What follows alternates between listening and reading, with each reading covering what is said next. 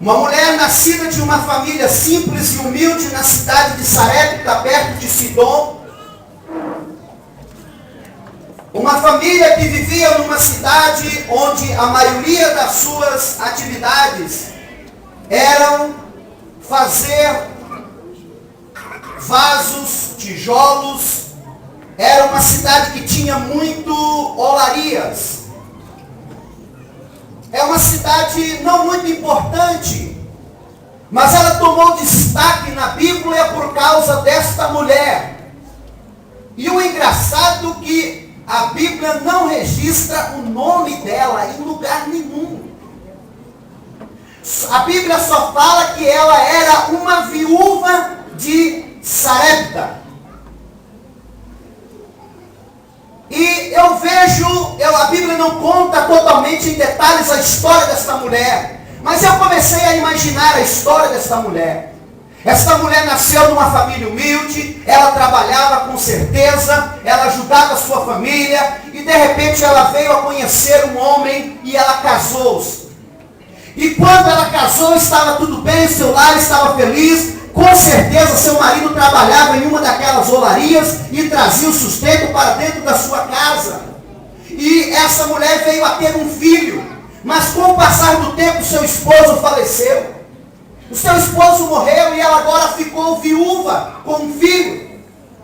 E de repente, as coisas já não estavam muito bem para aquela mulher. E talvez ela poderia pensar que ela era a mulher mais desprezada ou a mulher mais infeliz da face da terra, morando numa cidade que não era conhecida, pertencendo a um povo que também era gentil. Ela, apesar de tudo, sabia que em Israel, logo ali do outro lado, havia um povo que se chamava por Deus. Esta mulher tomou conhecimento de que do outro lado havia um povo que servia a um Deus verdadeiro. E brotou uma fé no coração desta mulher. Pastor, como o senhor acha base bíblica para essa história, para isso que o senhor está falando? Porque Deus não fala com alguém que não acredita nele. Para Deus falar com alguém, você precisa pelo menos acreditar que ele existe. Concorda comigo, sim ou não? E quando Deus... o pano de fundo dessa história se encontra em 1º livro de Reis, no capítulo 17. Se você quiser acompanhar comigo, pano de fundo dessa história, 1º livro de Reis, capítulo 17, versículo 1 a seguir. Elias, o profeta Elias, ele aparece no cenário e ele diz para Acabe, o rei perverso, que tinha casado com uma rainha perversa. Estavam todos ali agora se distanciando de Deus. E Elias então ele toma a palavra profética e ele diz para aquele povo: olha, sobre minha palavra não haverá chuva sobre a terra. Não vai chover, não vai cair chuva enquanto eu não der a palavra de ordem. Irmãos, era muito sério. Agora começa uma grande seca. Para onde Elias foi? Elias foi para o Ribeiro de Querite. Ribeiro de Querite é um lugar muito difícil acesso. Não era qualquer um que encontrava o Ribeiro de Querite. Ficava no meio de umas valas, de umas grotas, no meio de umas fendas, de umas rochas. E lá estava Elias escondido no meio do vale, no ribeiro chamado Querite. O Ribeiro Querite, ele só era enchido de água quando havia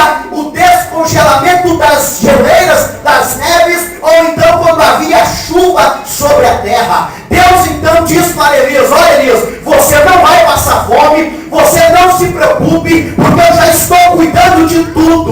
Diga para o irmão que está do seu lado: Deus já está cuidando de tudo. Aleluia, glória a Deus. Diga para a irmã que está do seu lado: minha irmã, não se preocupa, Deus está cuidando de tudo.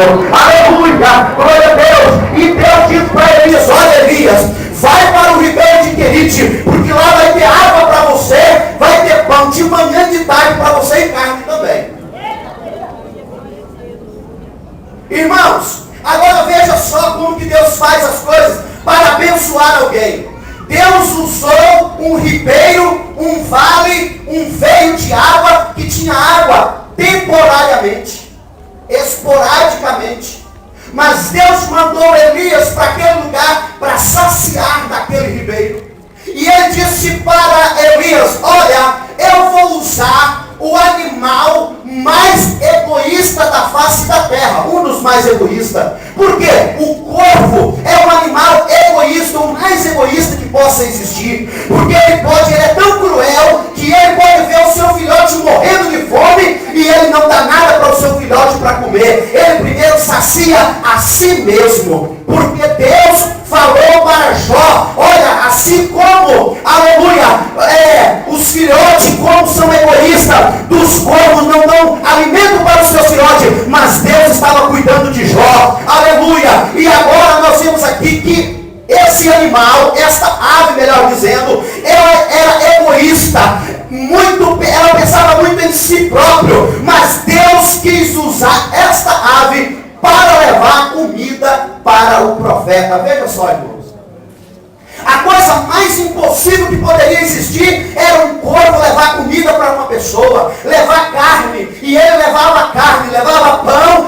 para Elias, e Elias estava saciando a sua fome todos os dias, e era de manhã e de tarde. Aleluia, glória a Deus. Diga para a irmã que está do seu lado assim: olha, quando Deus quer te abençoar, Ele usa até o egoísta para te abençoar.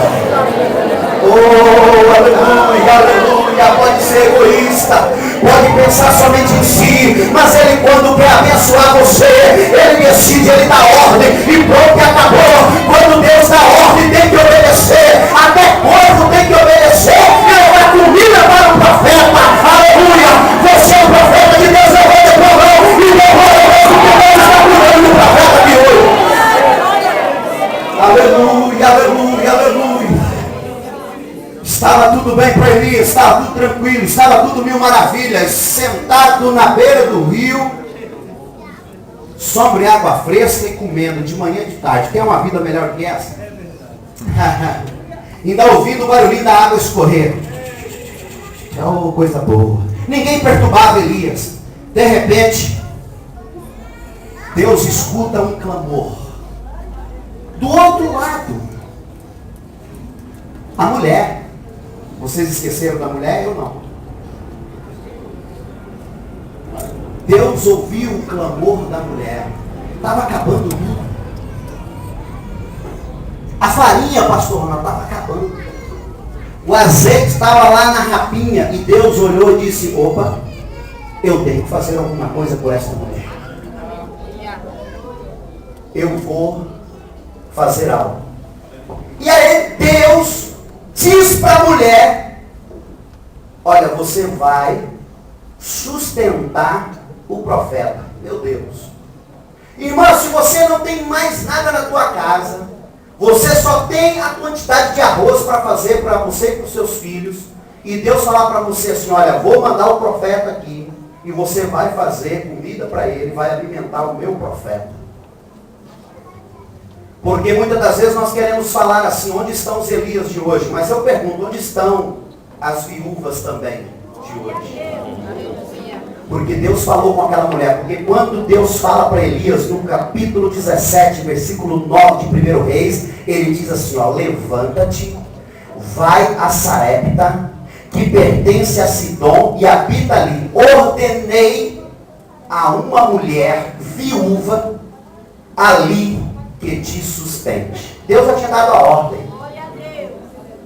Diga para a irmã que está do seu lado assim: Deus já deu a ordem. Oh, aleluia. Ele já ordenou a teu respeito. Oh, levanta a tua mão e glorifica, porque Ele já ordenou. Pastor, eu estou vendo, mas eu posso ver, aleluia, que Deus já ordenou a bênção para mim e para você, e Ele está, aleluia, decretando hoje. Oh, aleluia, eu já ordenei, Elias. Por que Deus falou para Elias? Porque quando Deus ouviu a oração da viúva, Deus foi lá e fechou a torneirinha da água do ribeiro. O ribeiro secou. E quando Deus quer abençoar um servo dele, Ele move céu e terra. Ele secou a torneirinha do ribeiro. Elias agora não tem água, e sem água não dá, meu irmão.